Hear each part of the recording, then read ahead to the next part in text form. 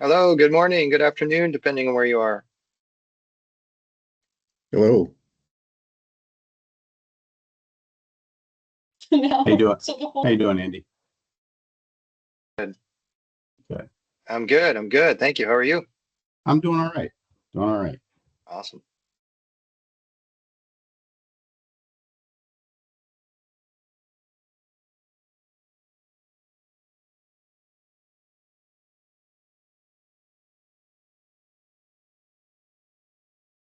So I've got 1 minute to the hour, so we'll go ahead and allow, if it's all right with you guys, we'll wait till just about maybe 2-3 minutes from now.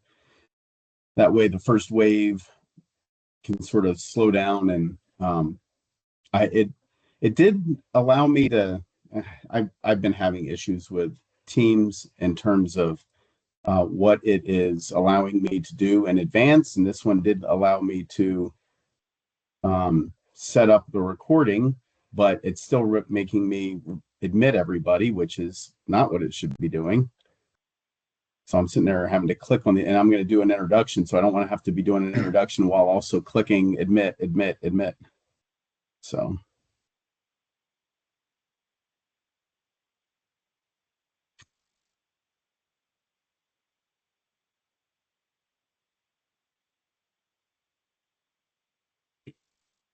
You're on mute, Aiden. We can't hear you. If you're talking to us. Yeah, no, I'm talking surrounding. I've got people. I got things. I'm in the operations center, so thank you.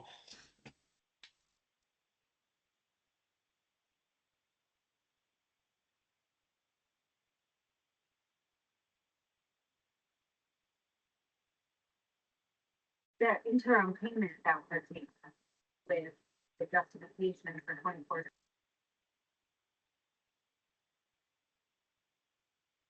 So there was some background noise there. Was that, it said, it looks like it may have been coming from Bill Hurd, but I don't know. It looks like there's nobody in your room, Bill, so I don't think it could be you.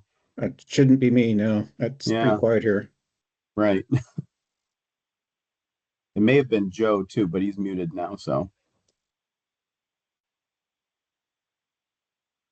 Yeah, I'll make the announcement here in a little bit that we ask everybody to mute unless you're talking on this one. That way we don't get any background interference.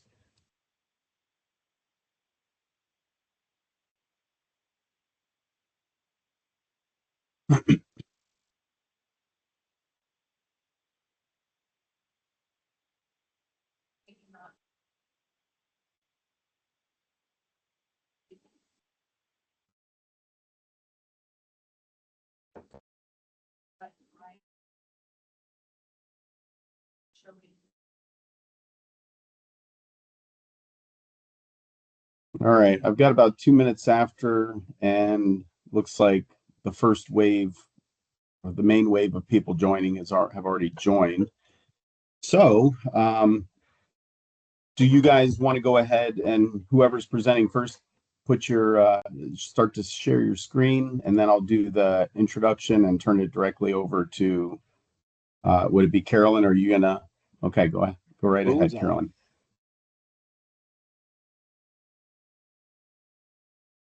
Okay. Did you say you're doing an introduction? Yeah, I'm going to do an introduction. I just want to give a little gap so that when I go back and edit out the first 11, 12 minutes, I don't have to. There's that easy cut point, I guess you could say. All right.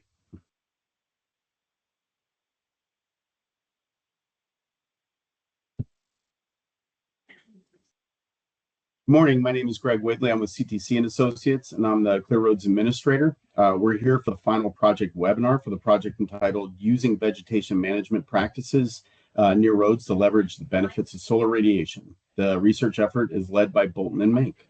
This webinar is being recorded and will be posted on the Clear Roads website later this week for viewing by you and your colleagues at your convenience. We also ask that unless you're speaking, please remain off camera and keep your microphone on mute. However, if you have any questions or comments, please enter those into the chat box and we'll address them at the end of the presentation. I think that's all the housekeeping items for now, so I'll turn it over to you, Carolyn. All right. Well, thank you. We're happy to be presenting the findings of our research project using vegetation management practices near roads to leverage the benefits of solar radiation. And you can see the partners there. The research team is all here today to take part in this webinar. So I'm Carolyn Dindorf. I'm the project manager. And then we've got Doug Klimble, who's also, we're both with Bolton and Mink. And then we've got Andy Erickson and Bill Herb, who are with the St. Anthony Falls Lab at the University of Minnesota, who have partnered with us on this project. And they'll all be presenting different portions of today's webinar. So as far as the scope and overview of the project, the purpose of the project was to evaluate how vegetation management near roads or highways impacts pavement conditions in the winter. And we used several research methods to help figure out this information, starting with a literature review, conducted an online survey of which some of you participated. And then we did field data collection on some sites, which will be described a little bit later, and then comparison to other data sets. The outcomes of the project was a literature review report. We had an interim report on the monitoring and analysis, and then the final report, and then a vegetation management guide that is there to help provide guidance for your management programs or DOT management programs.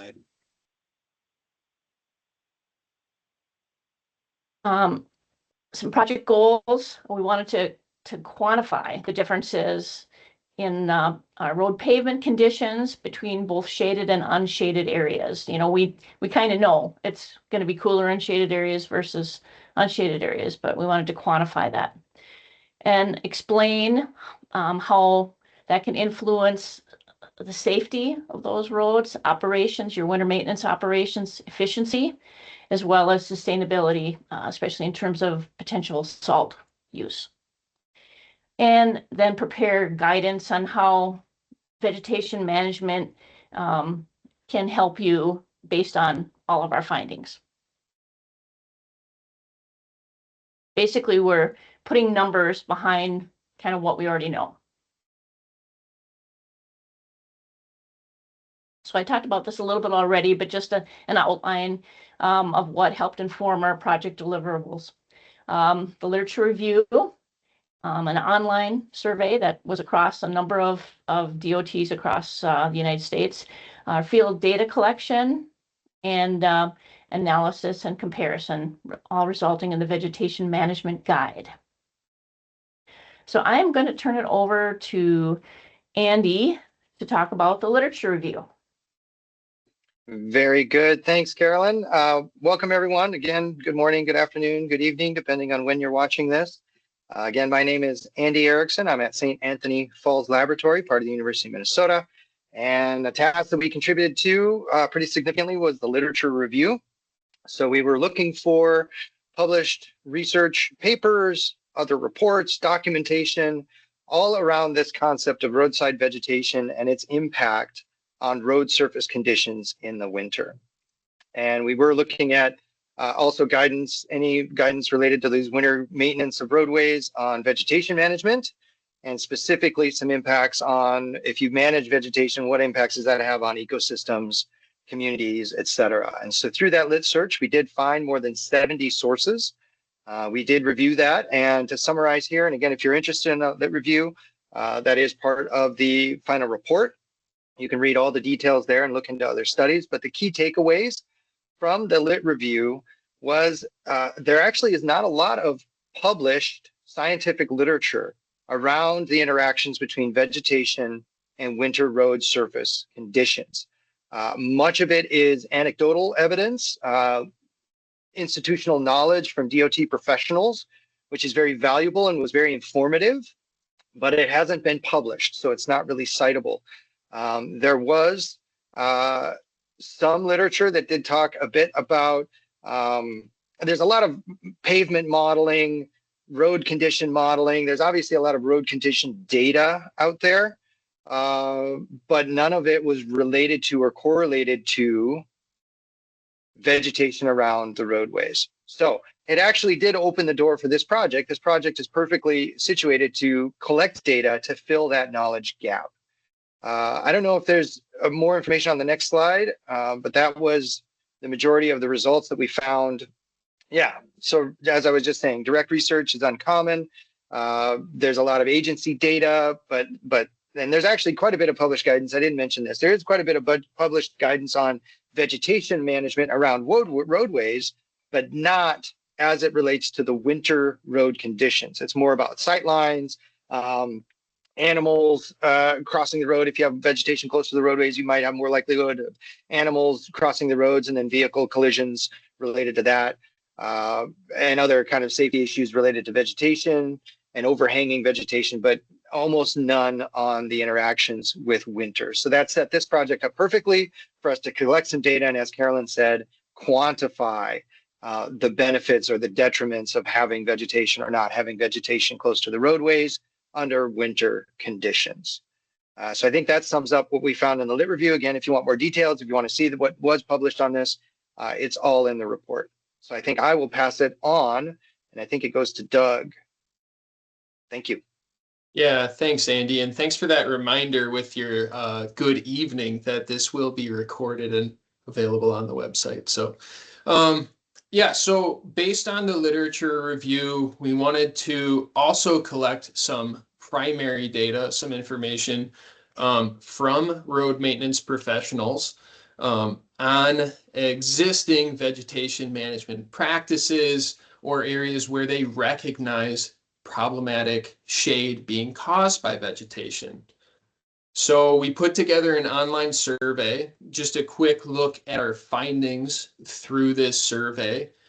You can see that from north to south and east to west across the United States, we got responses, which means there's an indication that vegetation management is seen as a really important aspect of road maintenance and winter road maintenance throughout the nation, whether you're talking about mountain passes and high deserts or the North Woods and river valleys. We can see that there's a demand for these practices and information around them.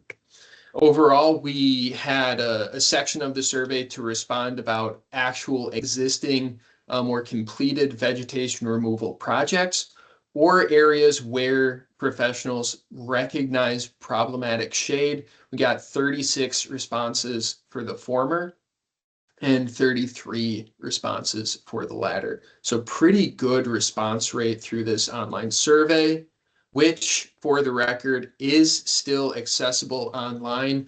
Obviously, we're not at the point where we're doing any more analysis, but if you're interested in referring to the survey in order to replicate it as an example, it is still published online. Essentially, it walks through a pretty simple structure. Who are you? Where do you work? What is your role there? Some background information on the person responding. Where is this road segment where there is vegetation removal being done or management being done, or where we do recognize that problematic shade? And another aspect of where is the road layout and that road surface material. So is it a primarily east-west or north-south route? Is it concrete or asphalt? Is there a variety of materials on this segment?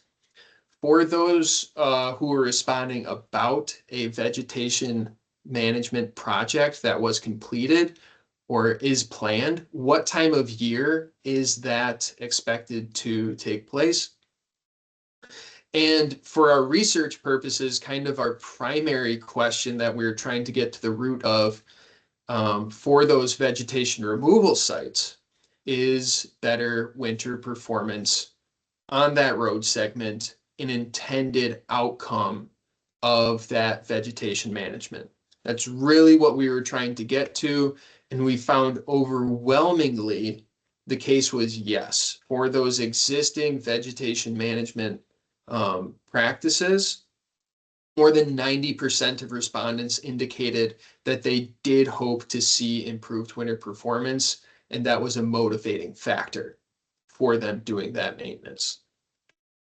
A couple other brief findings were the majority of sites actually having deciduous canopy, which was a bit surprising given that we know or have every reason to believe that evergreen canopy caused by firs or pines creates a denser shade in a lot of circumstances. But this just goes to show that guidance should include recommendations for both deciduous and evergreen canopies. And primarily problematic vegetation was placed on the south side of east-west corridors. We also got plenty of responses, though, that were for north-south corridors, and the vegetation could have been placed on either side of those. And we still had an indication that it was problematic for winter maintenance purposes. One more finding, which I think is important to point out, is that asphalt pavements accounted for more than 80% of the responses. So for whatever reason, most of the surface types that folks were reporting about, which is primarily rural roadways, rural highways, were asphalt, which is interesting. So based off of these observations, we wanted to select a field site. The field sites we actually used were contributed as part of our survey. We selected one that was close to where we are located so that if the instrumentation out there needed maintenance through the course of the season, it wasn't a huge burden. We wanted to also limit some of the potentially complicating factors of doing direct observation on shading and pavement temperatures. So we found a site that was flat, relatively flat. It was east to west corridor. And while it transitioned along that road segment between shaded areas and unshaded areas, we found that there was some, high probability shade causing areas from evergreen canopy along this corridor. You can see those 3 dots on the map along the bottom actually indicate where our sensing sites were. So they were less than a mile from each other along the same road segment, along a single route. As far as maintenance perspectives are concerned, we got instrumentation sensors out on those sites on December 6th and started recording of 2024. And we were taking measurements all the way through April 2025. Those got included in our data analysis. And just want to acknowledge Jim Plemon at Anoka County Highway. So this was a county highway that we were monitoring for contributing this site as an area that had problematic shade causing vegetation. So that was really helpful. And just for reference, I included a map as to, how far north we are located here compared to a lot of the other sites that were contributed. Take a slightly closer look. These images are from a drone flight we did on May 29th. It was actually the same day, happened to be the same day that the folks at SAFL were taking the monitoring equipment out of the field. You can see on the left our unshaded site, which we refer to as CR01. It's next to a small wetland that created an opening along the road corridor. So there was no shade being cast onto that pavement segment through the course of winter. And then on the right, we see CR02 and 03 located close to evergreen canopy. You can see this image taken around late morning in May, how dense that shade created by the canopy is. So imagine putting that into December or January, and you can guess that the road corridor is very heavily shaded through winter. Now, 0-1, our unshaded site, as well as 0-2, one of our 2 shaded sites, were duplicate setups using equipment provided a couple years ago by Brian Wacker at Meter Group, research grade equipment. 0-3 was kind of more of a redundant site where we wanted to have a similar shaded area very close by. And in case anything happened with 0-2, we would still be able to take pavement temperature measurements with 0-3. And the equipment we had there was a winter sense unit and an Aspen 10 data logger provided by Brandon Terry and Mike Burton at Campbell Scientific. So we really appreciate those capabilities that were added to this project by those folks. Taking a look at that 0-1 site where most of our data analysis came from, it's a duplicate of 0-2. We can see a infrared radiometer pointed at the roadway, a multi-parameter weather station that's taking air temperature, humidity, wind speed, and direction, solar radiation, probably one of the more important uses of that toolkit, and then a cloud-connected data logger, and also a camera that Andy and Bill were able to get out onto our field sites. And just a couple images from those cameras at our unshaded site compared to our shaded road segment. You folks were able to do a great job of analyzing these images and actually categorizing them into snow-covered wet pavement or dry pavement, and draw comparisons between those two, which will come up later on in our data analysis. Now, I'll talk a little bit more about how the season went from a weather or climate standpoint, as well as our pavement temperature findings. Bill's going to take this section. And Bill, I don't see those share controls features in here. And so unless you do, I'm happy to just click along on your behalf. Okay, let's do that. All right. Yeah, so we were just monitoring for 1 year. So one thing we thought was important to do was to compare the year, the climate year in which we measured to kind of long-term averages for the region. So we downloaded climate data from nearby climate stations with much longer data records and compiled some averages to compare to our data for our monitoring year. Overall, we found that December and January ended up being a bit sparse in snowfall. And Doug, why don't you go ahead and throw the graph up? I will direct your attention to the 2 gray lines in the plot, where the dashed line is the 30-year average monthly snowfall depth, and then the solid gray line is the monthly snowfall depth for our monitoring period.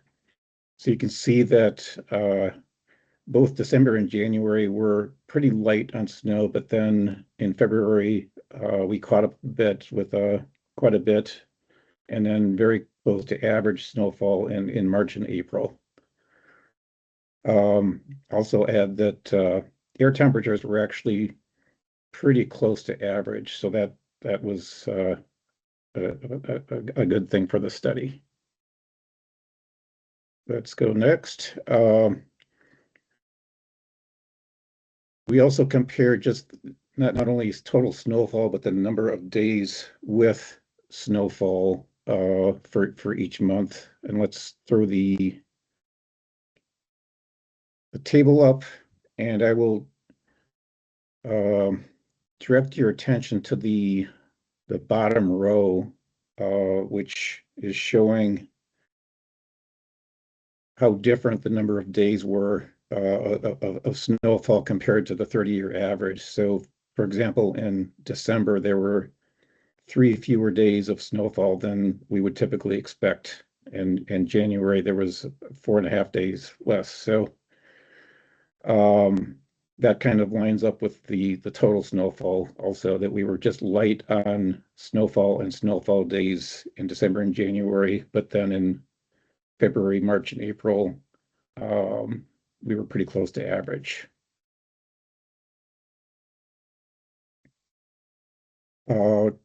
We also did some comparisons of solar radiation, because that was very important for the study, and found that December ended up being quite a cloudy month. You can see in the table that the mean and the mean solar radiation and the mean daily maximum solar radiation in December were quite a bit lower in our study period compared to the long-term average. But then for January, February, March, and April, we were pretty close to getting kind of typical solar radiation in each month.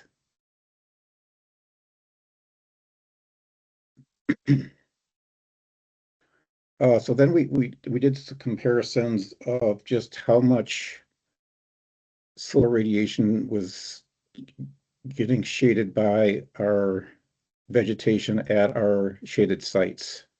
And we found that the shade was blocking on the average of 44 to 72% of the total solar radiation. Looking at the table here, you can see in particular this will be a recurring theme here, where the data for the shaded site has a black background, and the data for the unshaded site has the white background. So that makes it a little easier to compare.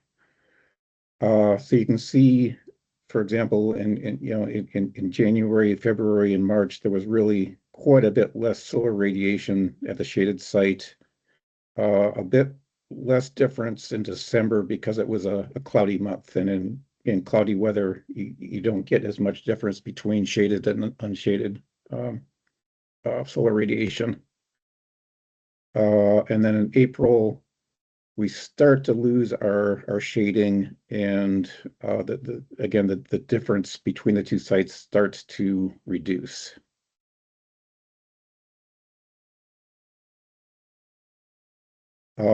So, I mean, one of the important findings that kind of confirms what we expect is that the pavement temperature was consistently higher on unshaded asphalt at the unshaded site.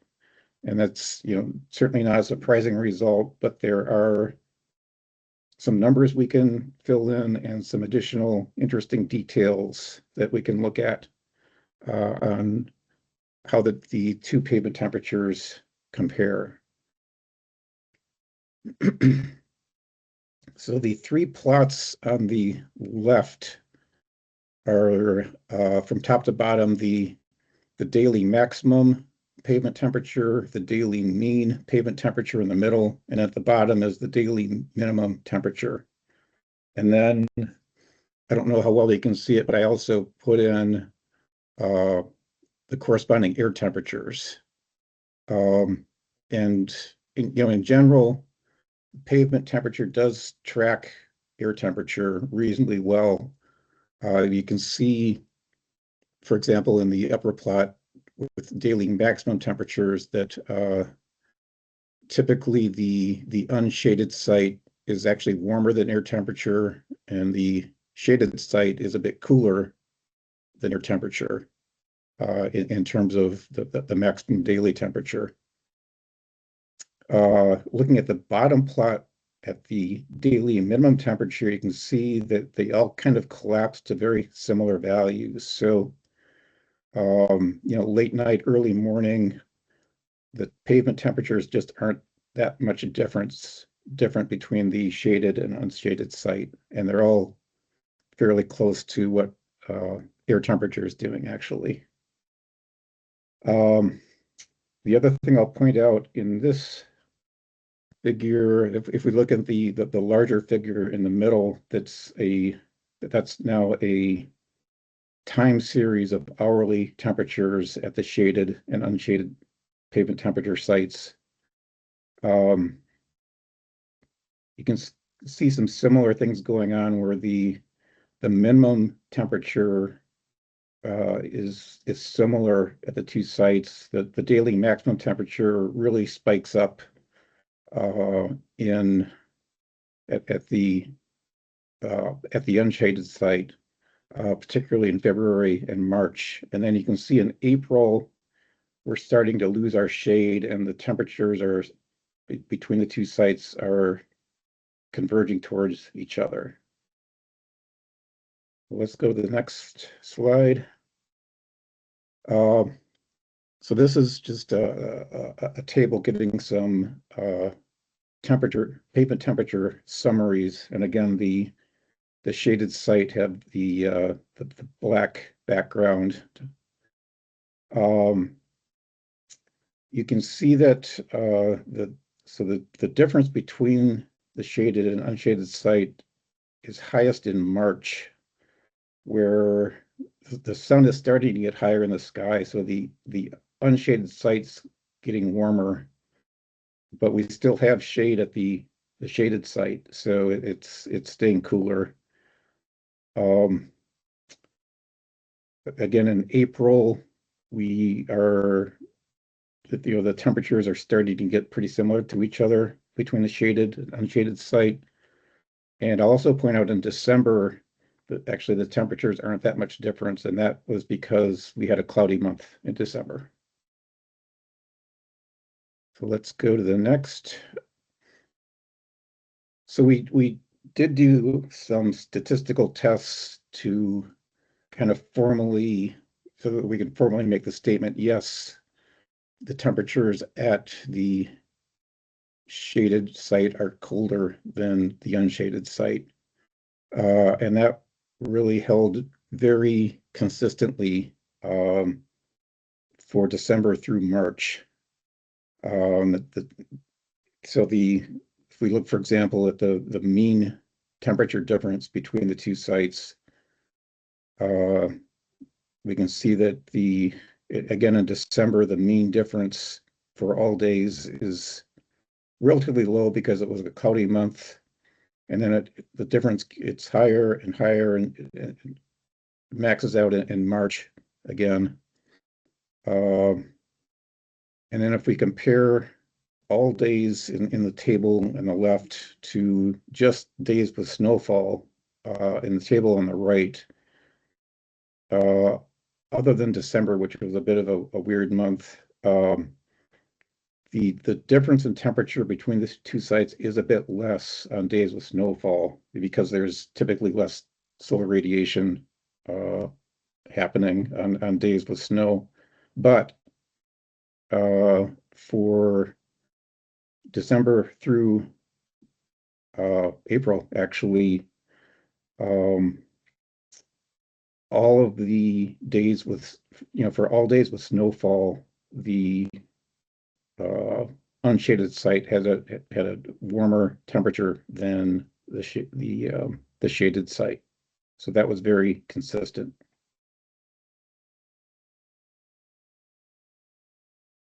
Next.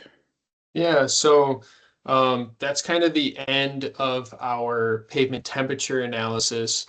We had some other findings related through the course of this study as well.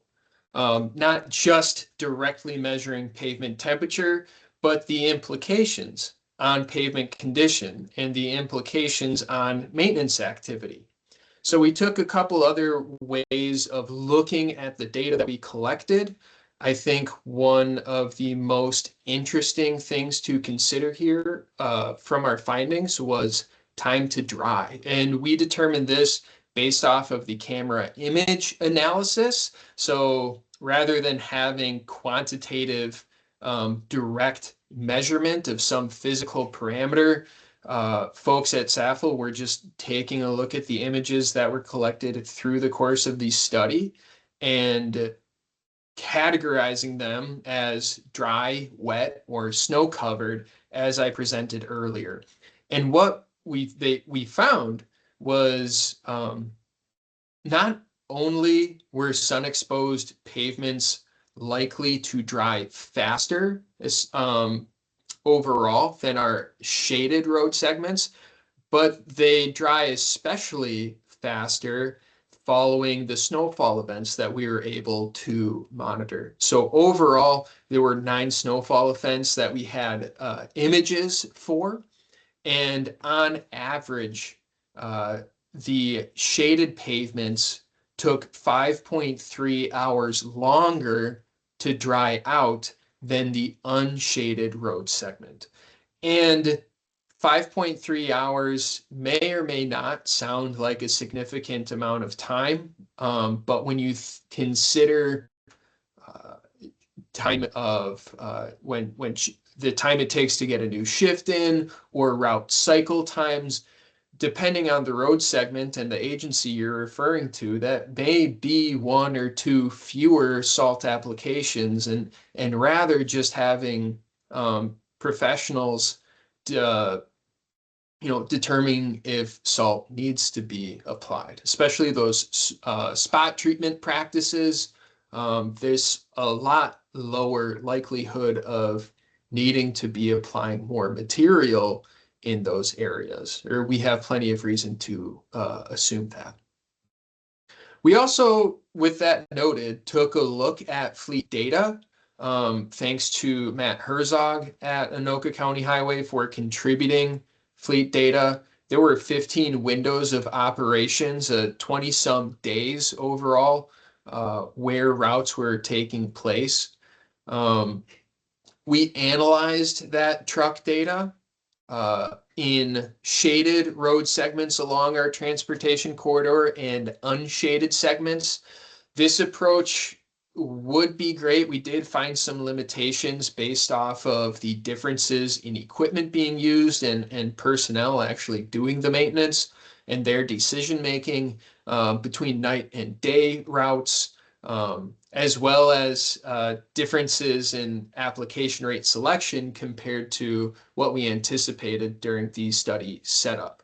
So what we did find through this analysis was, in this instance, application rates of salt did not strictly follow the pavement temperatures that were observed. When we compare application rates to the temperatures that we were recording, what we found is that overall, while there is a trend toward lower material application in warmer pavement temperature settings, there's also plenty of time where the operators decided to apply the same amount of material, whether they're in a warmer or cooler pavement. We stack this up in comparison to recommendations from Clear Roads as an example of recommended application rates, best practices, and we can see overall we're slightly higher and not always following along that line. We did this in our unshaded and shaded road segments and come up with, well, we can't say there's a significant difference in the actual practice that was being used between these two.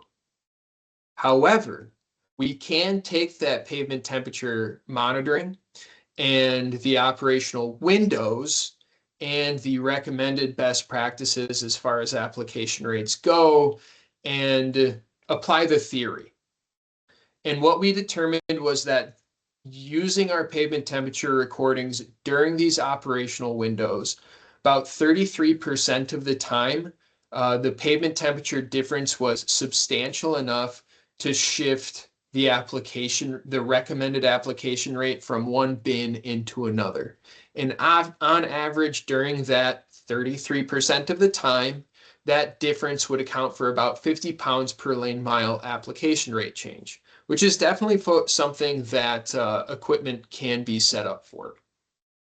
So some of the time it was even approaching as much as 200 pounds per lane mile. On the average, it was about 50 pounds per lane mile. And of course, there was 60-some% of the time where the temperature difference wasn't so significant that it would shift a recommendation into a different bin. And we, for reference, we referred to Clear Road's Material Application Methodologies Guidebook for light intensity snowfalls. Oftentimes in our region, we're not collecting too much more than an inch per hour. So it seemed like a reasonable selection to make when comparing our own application rates. So overall, how'd the season go? What were our findings? Well, we found that the shadows from our evergreen canopy near our roadways blocked around 44 to 72% of the sun's power through the course of winter when we were doing our monitoring. That's comparing our unshaded site to our shaded sites. We found that pavements are colder when they're in the shade. Again, important to confirm that our actual results supported that assumption. There was a faster time to dry in our unshaded pavement segments compared to our shaded segments, which could be a really meaningful finding, depending on how maintenance decisions get made. And that application rate theory supports that we could see lower salt use in areas that are unshaded or have a vegetation management plan that prioritizes winter performance of that road segment. I do also want to just point out, again, we did have some limitations through the course of this study. One big example is that we only made direct observations on asphalt. Now we did, if you go into our final report, draw comparisons of pavement temperature during the study period between our location that we were monitoring, other asphalt connected weather observations, and concrete connected weather observations through the RWIS or RAWS Mesonet. So you can see some of those comparisons in there. Another limitation would be that there could be other significant contributors to pavement conditions, like that surface temperature, that we weren't really set up to quantify based on the scope of the study and the methods that we selected to be reasonable. And those might be humidity at the road surface affecting the stability of the moisture, snow or ice, or temperatures in the subsurface. We didn't have any equipment to actually measure or model that. And finally, as I kind of pointed out, the maintenance decisions deviate a little bit from our expectations. So that line of analysis, that should be considered in the case of other folks trying to interpret this study or do any study of their own in the future. Based on all of those findings, we were tasked with putting together a vegetation management guide.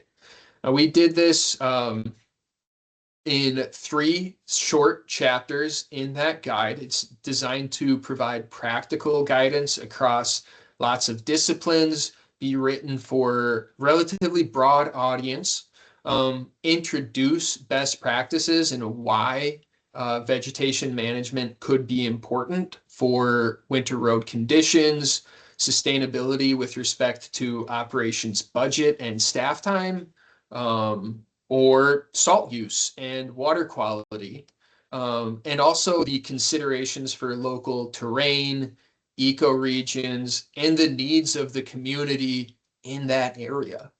It also presents a spreadsheet-based tool for evaluating vegetation management sites that we developed through the course of this project.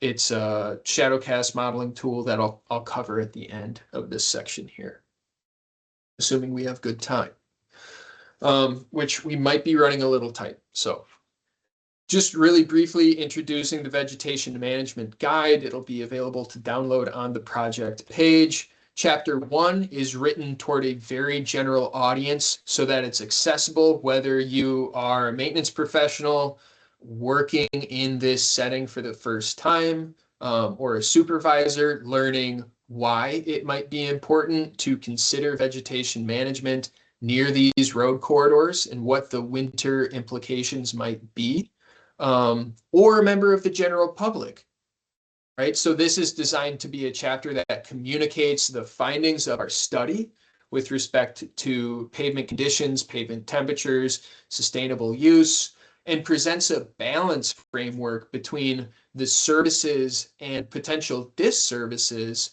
of shadow causing vegetation that is close to roadways, especially in rural or heavily forested areas. Chapter 2 introduces best practices. It's written for a more applied or technical audience, talks about the decision-making process of determining a good clear zone near the roadway, determining what kind of actual management practice you might want to have for the vegetation that is left standing, maybe selective removal of existing trees and replanting and creating a plan for succession of that forest that can benefit the road conditions that whole way through the years. And finally, chapter 3 talks about determining how to prioritize vegetation removal practices, because we know that you could come up with dozens and dozens of corridors that could benefit from this. Where are you going to get the greatest benefit, and how are you going to get there? So the first thing that comes up in this chapter that I want to emphasize is collecting candidate sites, kind of leveraging our survey approach and actually talking to maintenance professionals at the agency and seeing where they find they spend more of their efforts or use more material. It talks about some other approaches that could be helpful in that chapter as well, but starting with those professionals could be really helpful toward prioritizing sites. Then it talks about different ways to take measurements, whether you're boots on the ground or doing geospatial methods, and evaluating what the outcomes of management might be. So really, whether you're using any variety of practices to inventory, evaluate, and plan, you want to be able to get the greatest benefit in the time that you are doing this vegetation management. And on that note, it kind of blends into a discussion of this added deliverable that we made. We identified plenty of opportunity to do back of the envelope calculations on shadow length, as well as advanced geospatial methods typically used to evaluate if a solar array would be beneficial to implement at a given site. I really thought it would be helpful to find a tool that provided a middle ground. So we developed the Shadowcast model. It's a spreadsheet-based tool to predict shading. It doesn't predict temperatures or conditions because that's a much more complicated process, but it does help predict just one of the most important driving factors of what those conditions would be, which is shading caused by local vegetation. So it uses location, latitude, longitude, elevation, and road orientation and width. And then also asks you to input canopy height and density and placement in relation to the edges of the roadway. And one more thing that it includes is we were told that it would be really important for folks working, especially where there are lots of road cuts or canyons, to have an elevation feature as well. So we include an opportunity for you to define the elevation angle of a road cut or a mountain ridge close to the roadway, so you don't overestimate the potential benefit of vegetation management in a given site. Last thing I'll point out is it provides an opportunity to compare existing conditions to a proposed condition. It provides monthly outputs as well as weekly outputs And we can come back to this if there is time at the end. I made some comparisons for a proposed condition based on our field site, but I want to make sure that we do get toward our conclusions and time for any questions at the end here. So Carolyn, do you want to wrap us up? Yes, thanks, Doug. So in conclusion, we found that managing vegetations near roadways can improve pavement conditions based on the increased pavement temperature and also increased dry time or regain time. Also potentially reduce demand on maintenance, possibly in not having to go out as frequently, as well as potential salt reduction. Effective vegetation management, starts with identifying appropriate sites, as Doug talked about, where there is problematic areas that are caused by shade or believed to be. Well, using hopefully the tools that were created through this project to help you determine if the benefit is there for you to do some vegetation management. It's all going to vary by the location where you're at in latitude, as well as different parts of the country. And what are your resources? What are you, what do you have to be able to do vegetation management, as well as your operations? And plan for multi-year phases. We want to make sure that, if thinning is one of the recommendations, for example, if you thin out too much in one year, you can potentially have blowdowns that cause you more maintenance problems. Want to move to the next slide? Just some ideas for further research. There's a lot more information that could be gained by testing the solar evaluation tools. And, as Doug talked about, back to the envelope versus the more substantial tools that are available to help evaluate solar radiation and its effect on pavement. Looking at a greater variety of sites, more with difference in elevations, different latitudes, and climate areas, and also pavement and vegetation type, maybe looking more of those concrete type sites and where vegetation varies. And also evaluating different maintenance approaches. We did find that significant time to dry was much longer in those shaded sites. I think that is something that we plan to evaluate that, but it wasn't the focus of our research.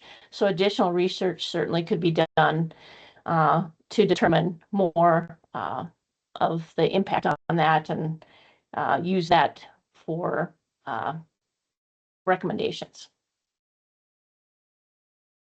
We've got some acknowledgements, just wanted to share quickly of who all were involved, especially to our advisory committee here, the Clear Roads Advisory Committee, and some of who are no longer on it, but did participate early in the project, as well as MnDOT and Greg with CTC and Associates, and those that participated in the online survey. So thank you to all of those that helped make this possible. We're open for any questions or discussion at this time. All right, thanks, Carolyn. So yeah, I was going to say, if anyone has a question, raise your hand. And I see that Lisa has her hand raised. So go ahead, Lisa.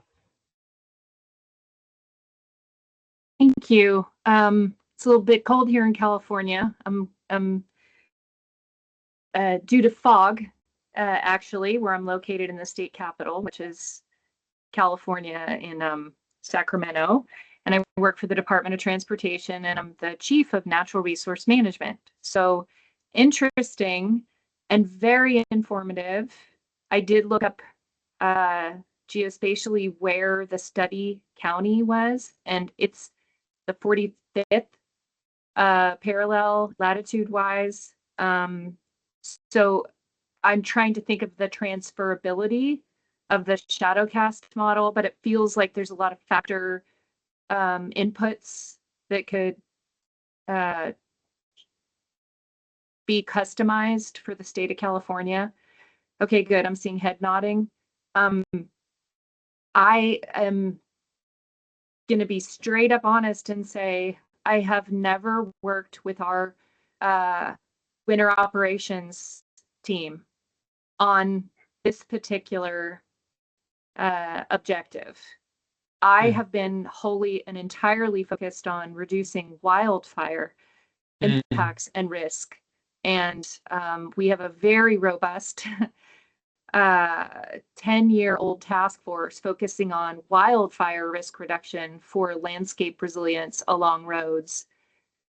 But I have not crossed into the additional benefits of possibly safe operations and how to manage and refine winter operations for and with our road managers. So I just want to thank you, because we have prioritized and have plugged and played and feel very confident. And it's always when you feel very confident that you learn something new that puts you outside of your comfort zone. And now I'm going to add this criteria that you've presented today for our California natural resource management, strategic management objectives, I should say, going forward for the next 5 years. And in conclusion, we have a lot of terrain issues, mountain passes.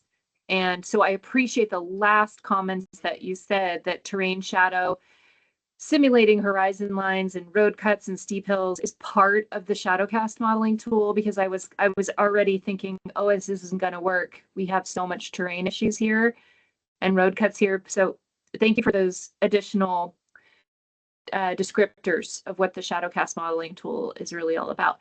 And will it be available when the the study is published in March? I saw that's published date of March. So will it be available?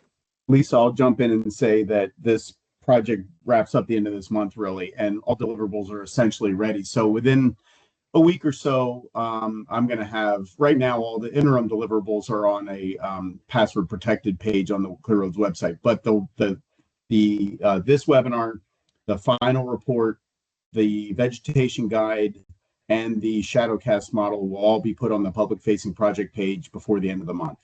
And then an email will go out notifying all of Clear Roads members, as well as eventually, once the CTC finishes their report brief, a broader one to our constant contact list will go out as well. So, yep, very soon. That's great. That's great. Yeah, our winter operations manager actually forwarded this meeting to me. He's not here, but so he'll get that notification, and I'll walk down the hall and chat with him. Okay, thank you so much. Yeah, you bet. And I saw Patty had from Oregon had included a couple comments, including great presentation, and glad that Lisa was able to join and share her perspective. Does anybody else have a question? If so, please raise your hand and we'll get you on here.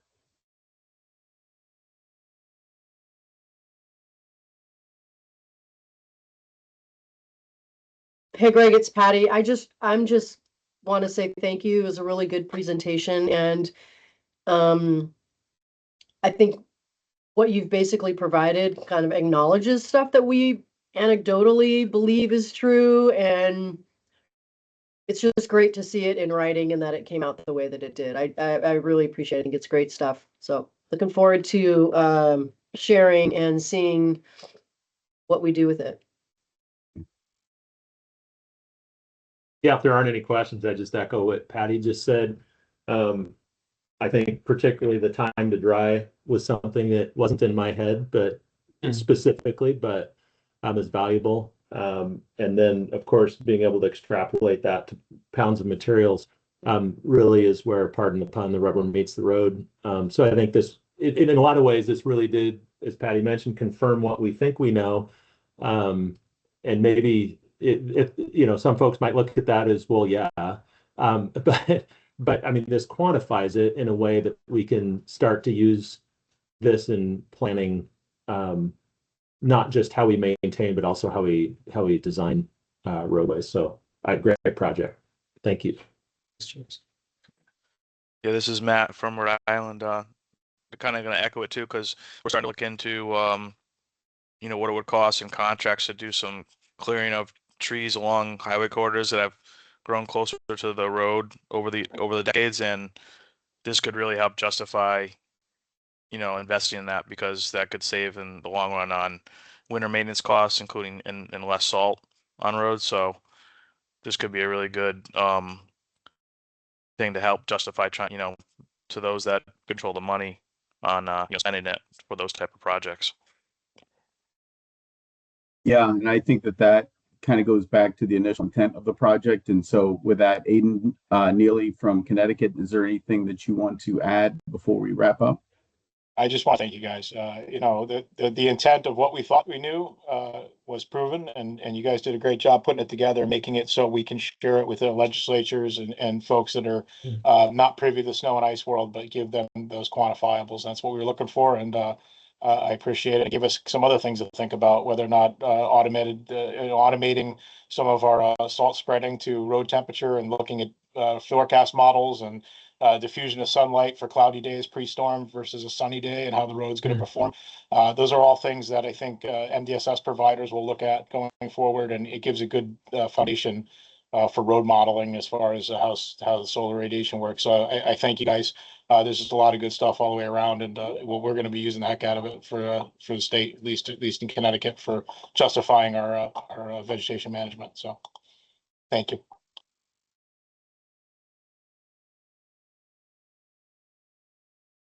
So there was one final comment from Andrew Lawrence of Nevada, asking if this was, he assumed this was also applicable to non-vegetation shading as well as sound walls and other structures. It's not something that we could directly say we observed. But I think the trends would hold up. You're blocking the solar radiation. You're doing a lot of other things that do the same thing that vegetation is doing. Yeah, I think in concept it's very similar. The difference is in vegetation, it's potentially variable and filtered, whereas a sound wall or something more solid is going to block all of the sunlight. Mm-hmm. So it'd be a little bit different numbers, but conceptually it's the same yeah. No, I appreciate that. Andrew Lawrence, Nevada DOT. I was just thinking about it. I'm home with a sick kid today, so I didn't want to chime in with too many distractions, but it just got me thinking that's one of the things that we struggle with too, is trying to explain why sound walls may present a challenge for our winter operations. Again, seems straightforward enough, but having some data behind that and saying, well, this study was based on vegetation, however, the same trends would hold. So I appreciate it. All right. Well, thank you everybody for your time. As I said, these final deliverables will be posted on the public facing project page here within the week or so. So yeah, thank you so much. Appreciate everybody's time here today. Appreciate the research team for all the hard work, and have a great rest of your day and rest of your week. Thanks, Greg. Thanks all. Thanks, everyone. Thank you.